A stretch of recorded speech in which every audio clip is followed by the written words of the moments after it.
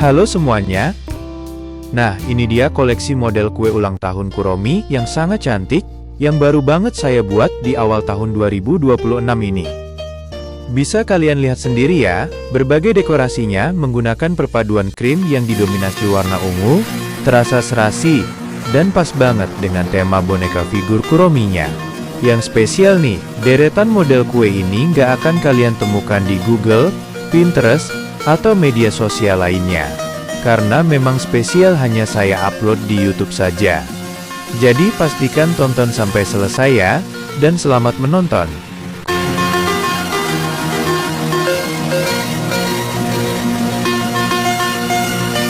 Koleksi ini bisa banget kalian jadikan referensi saat mau pesan kue di toko langganan. Atau mungkin jadi inspirasi buat kalian yang ingin coba bikin sendiri kue bertema Kuromi di rumah.